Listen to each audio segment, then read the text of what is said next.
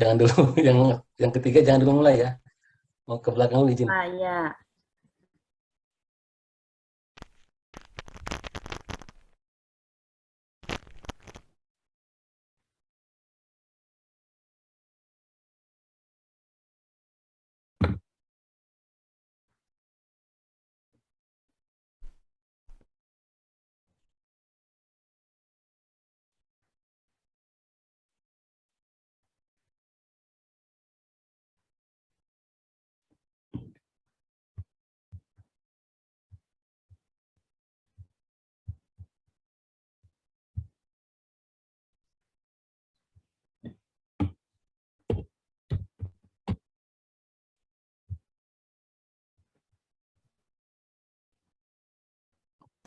Ini mau lanjut ke yang tiga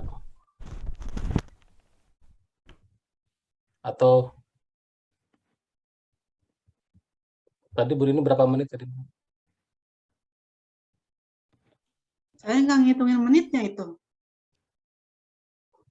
Tadi kayaknya Bu Rini jam berapa ya?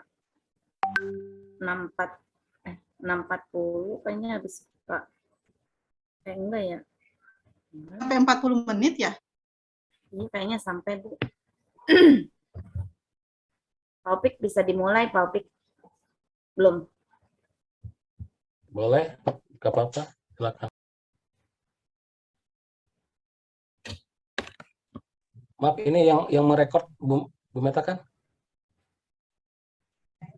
Nanti juga dapat rekotan dari Pak Wayan katanya, Pak. Ya, ya. Ini udah otomatis ngerekod kayaknya tuh. Saya Ya. juga udah rekod. Bisa dimulai ya, Pak?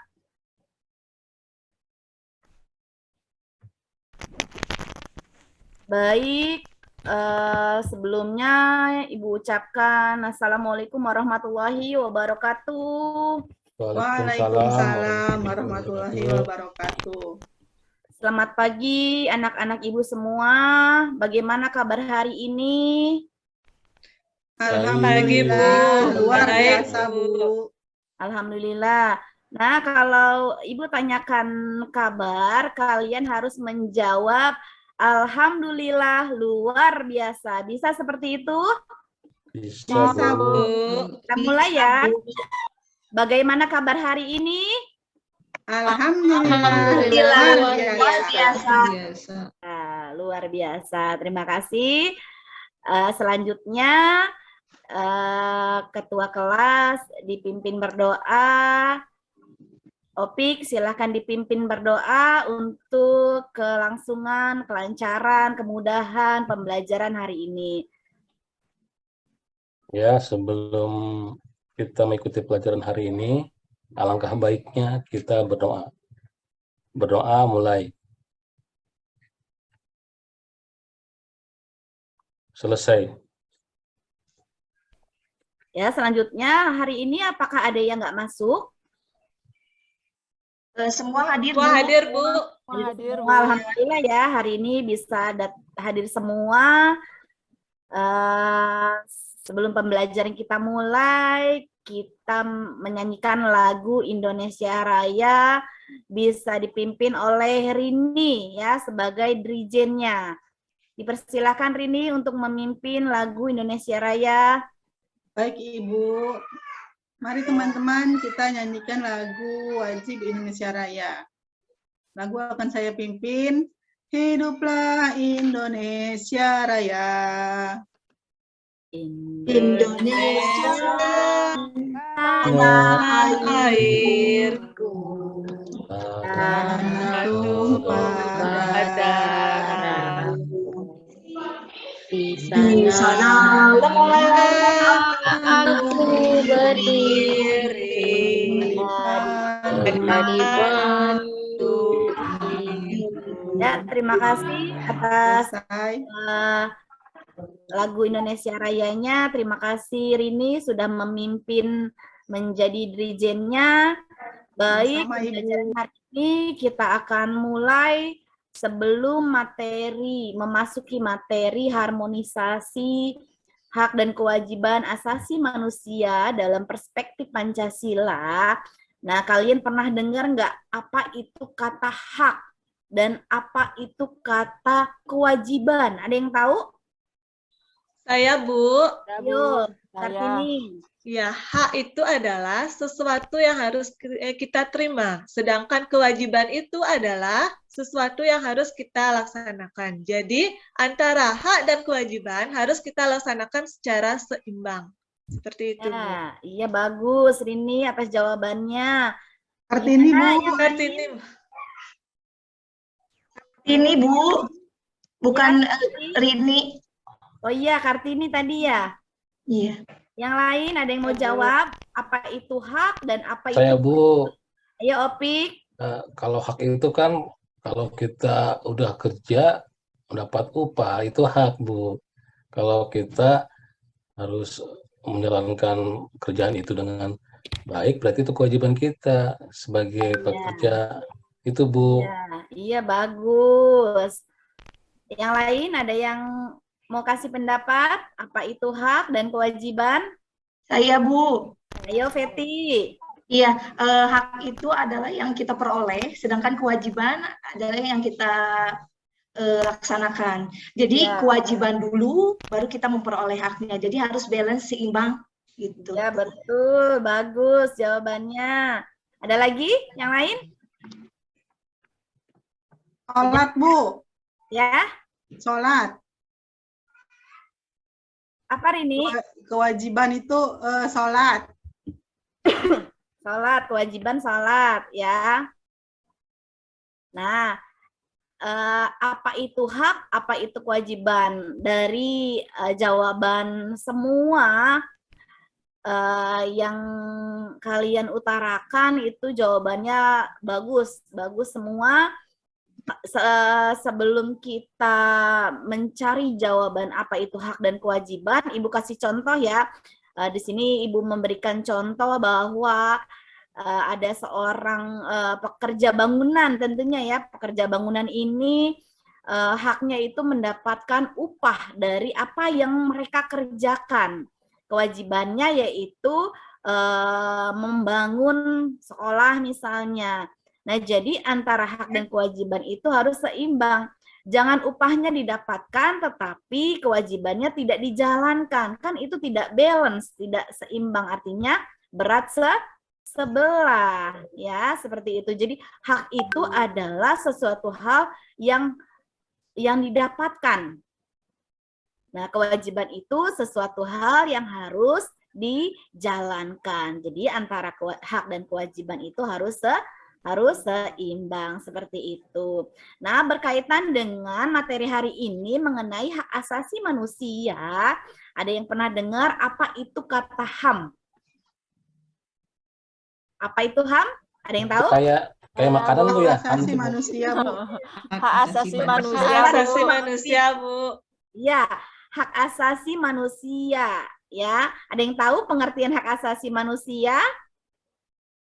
Saya, Bu. Ayo, siapa? Selfie. Hak asasi manusia adalah hak dasar yang dimiliki manusia yang dibawa sejak lahir. Ya, bagus. Ada lagi yang lain? Saya, Bu. Ya, Kartini. Hak asasi manusia itu hak untuk hidup. Hak Ya. kita untuk memperoleh pendidikan. Ya. Hak untuk mendapatkan sesuatu yang layak. Hak untuk mendapatkan pekerjaan. Seperti itu, Bu. Ya, itu. Saya mau jawab, Bu. Ya, Pik, silahkan. Hak itu seperti hak kita untuk bermain, Bu, untuk main game gitu. Iya, main. Main apa, Pik? Main game, Bu. Oh, main game. Jangan kebanyakan main game ya, Opik. Ntar matanya bisa min kamu. Pantesan udah pakai kacamata, Opik. Jajan, Bu. Hak jajan ya. Iya, Bu. Boleh jajan di luar, Bu, selain di kantin. Iya, jajan di luarnya. Jajan apa nih? Jajan, Bu, somai, bakso yang ada di luar. Kan Iya, kita nggak boleh keluar, jajannya harus di kantin aja. iya betul. Tidak boleh ya, tidak boleh jajan di luar. Hanya jajan di kantin, ya. Kenapa, Bu? Bukannya itu juga hak kita, Bu? Nah, karena di sekolah mempunyai aturan ya. Jadi kalau misalnya kalian jajannya di luar, takutnya nggak balik lagi. Nah, seperti itu, Rini ya. Jadi kalau jajan tuh harusnya di kantin, jangan di luar. Oh gitu. Iya Bu, siap Bu. Sudah ya. Nah, berkaitan dengan hak asasi manusia. Nah, ini pengertiannya, hak asasi manusia adalah seperangkat hak yang melekat pada hakikat dan keberadaan manusia sebagai makhluk Tuhan Yang Maha Esa Bu, dan nggak merupakan kelihatan. anugerah yang wajib dihormati. Kelihatan. Bu, di saya blank, Bu. Bu, nggak kelihatan. Nggak kelihatan, Bu. Coba di double klik, Bu. Diulang.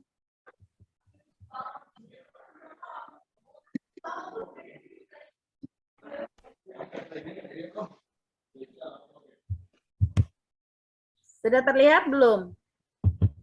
Belum, Bu. Belum Bu. Bentar ya.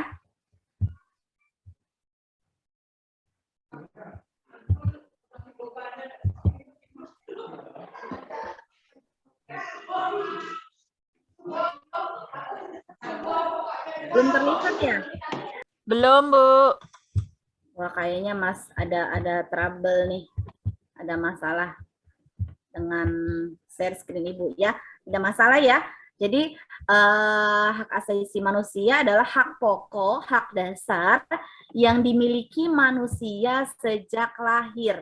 Jadi kita baru lahir aja kita sudah mempunyai hak. Haknya untuk apa? Haknya untuk hidup, ya. Hak untuk hidup, hak untuk kita memeluk agama, ya, hak untuk berpendapat, hak untuk bergerak, hak untuk bahagia, ya. Itu diantaranya contoh-contoh dari hak asasi manusia.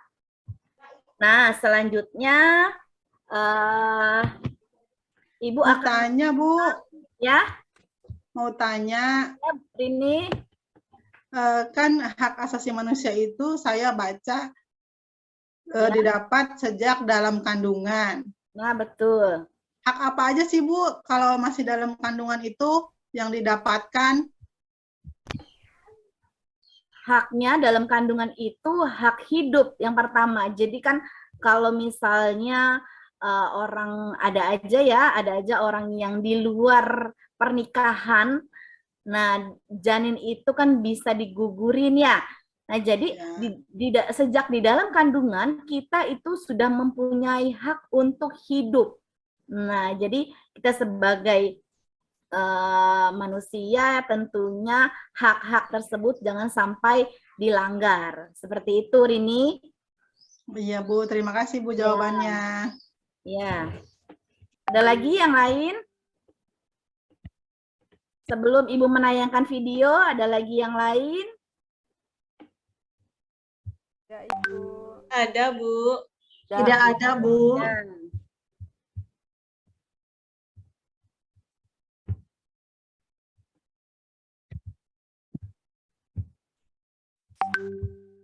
Nah, Ibu akan menayangkan video tentang kasus, ya. Jadi hari ini kita akan menganalisis, akan mencari kasus-kasus pelanggaran HAM yang terjadi di Indonesia. Nah, ini di sini sudah terlihat belum share screen Ibu? Sudah. Nah, Ibu minta untuk hari ini ya kalian mengamati, menganalisis. Di sini Ibu memberikan satu contoh kasus pelanggaran HAM yang terjadi di Indonesia. Salah satunya kasus pelanggaran Marsina. Nah, sebelum pelanggaran HAM video pelanggaran HAM ini terjadi, Ibu tayangkan. Ibu minta kalian untuk membentuk kelompok.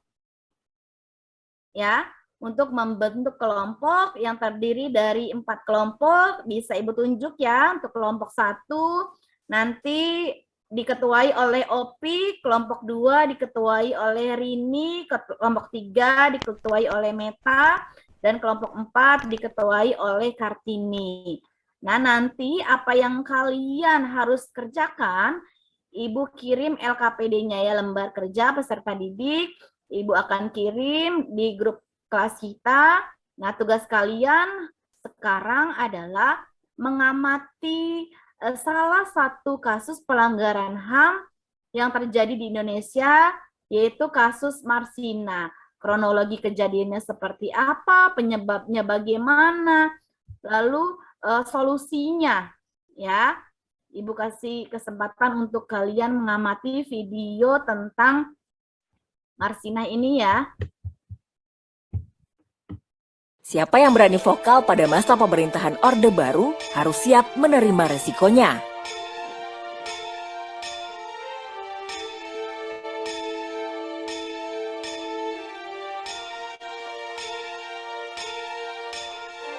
Sabtu, 8 Mei 1993, mayat seorang perempuan ditemukan di sebuah gubuk di tengah sawah di Desa Jagong, Kecamatan Wilangan, Kabupaten Nganjuk. Penemuan mayat perempuan muda yang ditaksir berumur 25 tahun dengan penuh bekas luka di sekujur tubuh ini menggemparkan warga sekitar dan menimbulkan dugaan jika penemuan ini bukanlah kasus kriminal biasa.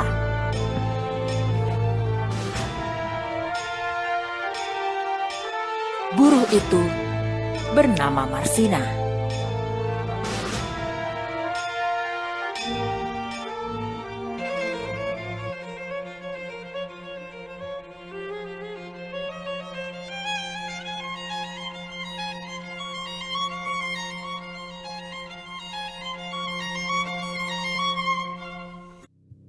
Pada masa Orde Baru, pemerintahan Soeharto melakukan intervensi yang kuat untuk memonitor dan mengatur protes buruh. Melalui surat keputusan Bakorstanas nomor 02/1990 dan keputusan Menteri Tenaga Kerja nomor 342 yang menjelaskan jika ada perselisihan antara buruh dengan pengusaha, maka yang berhak memediasi adalah militer. Aparat keamanan memiliki kewenangan untuk menertibkan para buruh yang melakukan perlawanan kepada pemilik perusahaan. Salah satu korban dari aturan ini adalah buruh perempuan bernama Marsina. Marsina adalah buruh PT Catur Putra Surya atau CPS, pabrik arloji di Siring, Porong, Jawa Timur. Buruh PT CPS saat itu digaji Rp1.700 per bulan. Padahal berdasarkan Kepmen 50/1992 telah diatur bahwa UMR untuk Provinsi Jawa Timur ialah sebesar Rp2.250. Kebanyakan pengusaha menolak aturan tersebut termasuk PT CPS. Karena itulah, untuk menyampaikan aspirasinya, buruh PT CPS pun menggelar aksi mogok kerja pada 3 Mei 1993. Baik, sudah terlihat ya, sudah dilihat ya, sudah diamati ya untuk pelanggaran kasus pelanggaran hak asasi manusia, kasusnya kasus Marsina ya. Nah, bagaimana tayangan video tersebut kira-kira menurut kalian seperti apa? Seperti apa? Bu Guru mau nanya, Bu Guru. Iya, iya Opik. Mau Itu- nanya apa Opik? Itu Marsina, orang mana Bu ya? Orang Jawa Timur Opik. Kasihan Bu ya, dia mati, Nah meninggal itu. itu, iya kasihan ya. Apalagi mereka menuntut haknya. Harusnya dibayar 2.240 ya, tetapi yang dibayarkan hanya 1.700. Kasihan sekali ya Opik.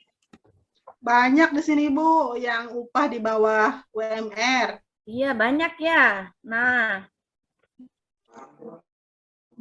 Kenapa Ya, dia sampai dibunuh, Bu? Iya, sampai dibunuh karena Marsina ini mengupayakan haknya itu didapatkan dengan cara mogok kerja ya, yang dikenal dengan May Day ya. Bu. Ya, Widi. Ya, Bu. Ya, sudah ya. Sudah tidak ada Berarti komentar. karena menentang dia dibunuh ya, Bu. Nah, itu. Jadi menurut aturan pemerintah tidak boleh ada yang menentang peraturan-peraturan atau kebijakan-kebijakan yang sudah ada. Padahal di situ sudah jelas ya, pemerintah sudah mengatur bahwa gajinya itu 2.000 lebih ya, tetapi pada kenyataannya pihak PT tidak mau mengikutinya ya, karena di bawah UMR tersebut sebulannya 1.700, pada akhirnya karyawan yang ada di PT tersebut melakukan aksi mogok kerja yang mungkin mereka berpikir Marsina ini adalah dalang dari semua aksinya. Seperti itu ya, Widi. Sudah? Ya, Bu. Tidak ada lagi? Bu. Ya, Bu. Udah, Bu. Ya, kalau sudah tidak ada lagi, LKPD-nya sudah Ibu kirim di grup kelas. Yang kalian harus lakukan adalah mencari kasus pelanggaran HAM ya yang ada di Indonesia. Penyebabnya apa, hak yang dilanggarnya apa, dan solusinya itu seperti apa. Bisa dikerjakan? Ya, tadi sudah Ibu sebutkan. Bisa, Bu. Untuk kelompok 1, kalian dipimpin oleh Opi, kedua oleh Rini, ketiga oleh Meta, dan keempat oleh Kartini. Ya, dipersilahkan untuk berdiskusi dengan teman kalian, jangan sampai ada yang ngobrol, jangan sampai ada yang bercanda ya. LKPD-nya sudah Ibu share di grup, tolong dikerjakan dengan sebaik-baiknya. Bisa dilaksanakan? Bisa, Bu. Bisa, Bu. Oke, kalau gitu Bisa, Bu. selamat mengerjakan. Ibu kasih waktu sekitar 20 menit. Nanti setelah itu kalian harus mempresentasikan hasil pekerjaan kelompok kalian masing-masing. Oke? Siap, Bu. Siap. Kalau gitu selamat mengerjakan.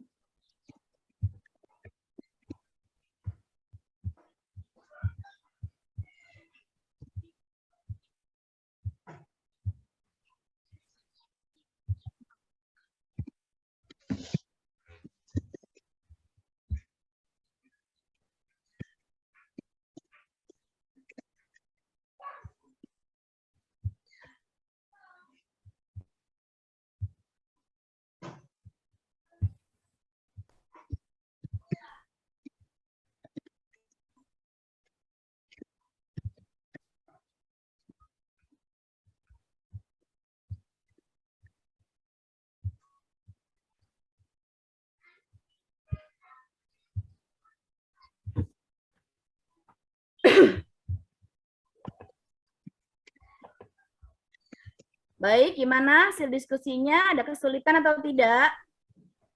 Tidak, Bu. Ya, Ya, kalau ada Bu. kesulitan atau yang tidak dimengerti, mohon ditanyakan sama Ibu ya. Ya, Bu.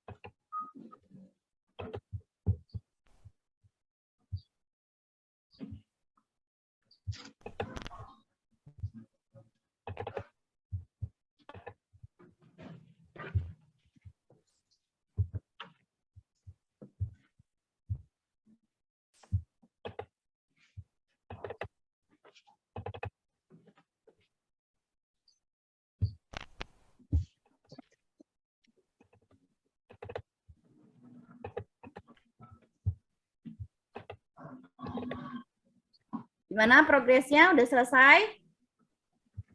Sudah, Bu. Sudah, Bu. Oke, kalau sudah dipersilahkan untuk kelompok 1 ya, kelompok 1.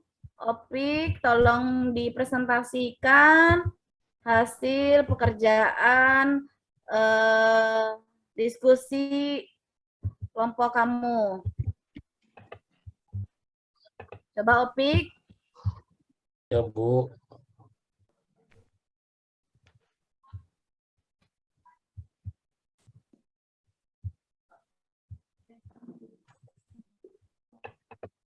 Ayo Opik, dibacakan. Assalamualaikum warahmatullahi wabarakatuh. Kami dari kelompok 1 akan mempresentasikan hasil diskusi kelompok kami. Di sini kami membahas kasus ini tragedi Trisakti ya Bu ya. Ya, Opik. Di sini itu penyebabnya karena ya itu desakan mahasiswa yang pada saat itu awalnya ingin menggulingkan pemerintahan pada saat itu, sehingga terjadi provokator, mungkin ada orang-orang yang provokator di situ sehingga terjadi kerusuhan.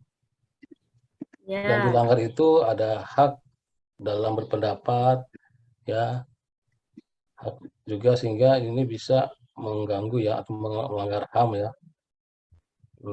sehingga banyak sekali korban-korban pada saat itu. Upayanya apa?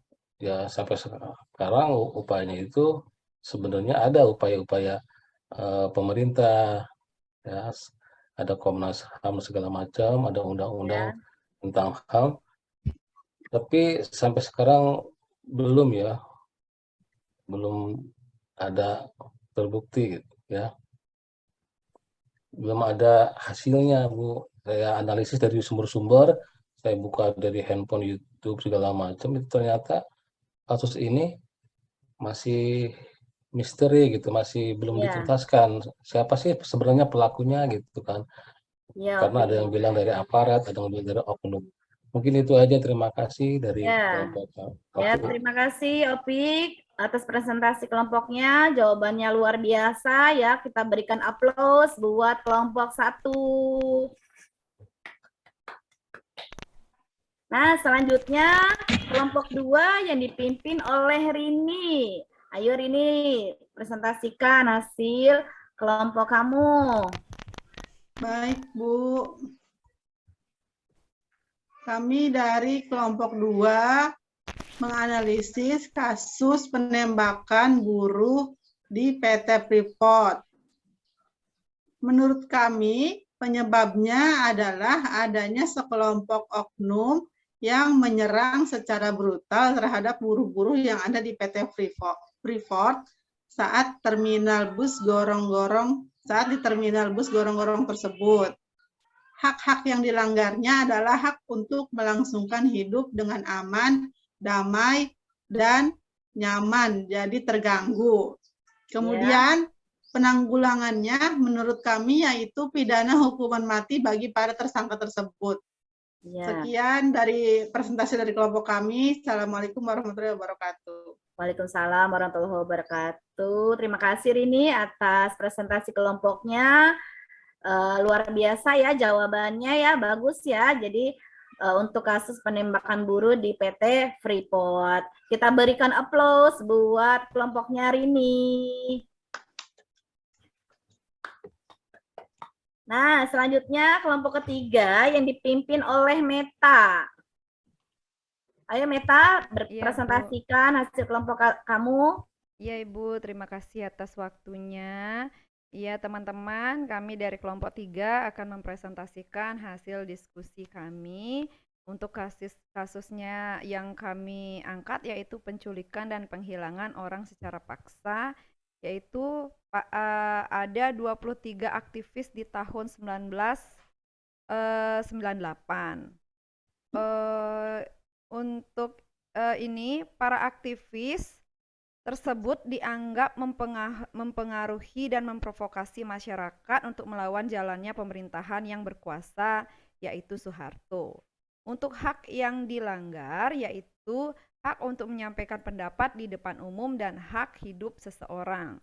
Upayanya dari yang sudah kami mencari literatur dan juga sumber itu belum ada kepastian dalam penyelesaian kasus tersebut. Ya, terima kasih Ibu, demikian presentasi dari kelompok kami. Ya, terima kasih Meta atas presentasinya. Jawabannya luar biasa. Kita berikan aplaus buat kelompoknya Meta. Nah, selanjutnya yang keempat, kelompoknya Kartini. Ayo Kartini, presentasikan hasil diskusi kamu. Ya, baik Bu. Terima kasih atas kesempatannya. Kami dari kelompok 4 akan mempresentasikan kasus tentang tragedi Priok yang terjadi pada tahun 1984. Nah, hal yang menyebabkan kasus ini terjadi adalah adanya penolakan untuk mengurusi makam setempat dan terjadi intimidasi oleh oknum terkait. Hak yang dilanggar yaitu hak untuk kelangsungan hidup seseorang dan derajat martabatnya.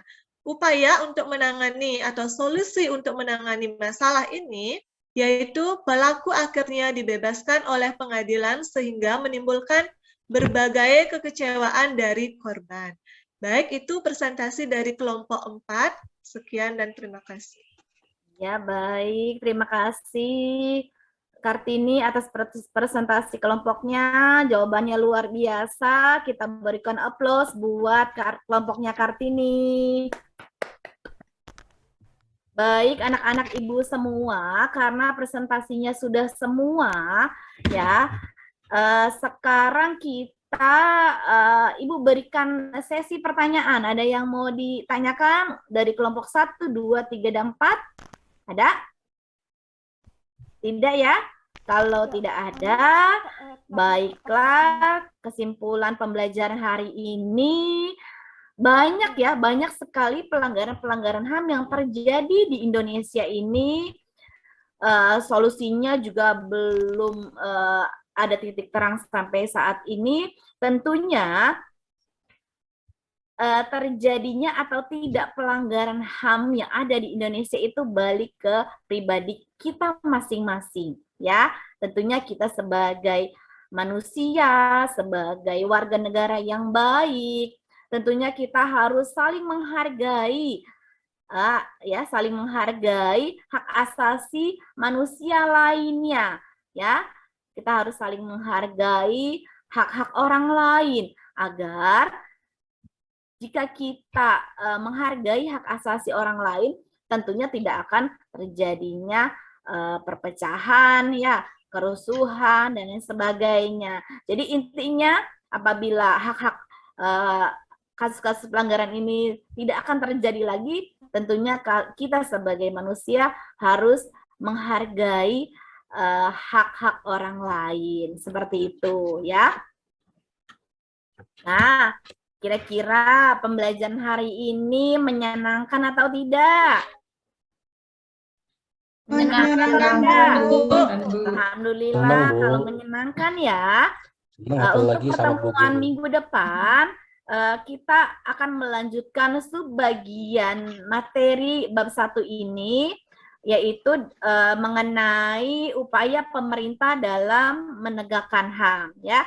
Jadi minggu depan kita akan membahas tentang upaya pemerintah dalam menegakkan HAM, seperti itu ya. Jika kalau tidak ada pertanyaan, kita tutup pembelajaran ini dengan membaca hamdalah. Alhamdulillahirabbil alamin. Ya, cukup sekian karena waktunya sudah selesai. Ibu akhiri, wabillahi taufik wal hidayah. Wassalamualaikum warahmatullahi wabarakatuh. Waalaikumsalam warahmatullahi wabarakatuh.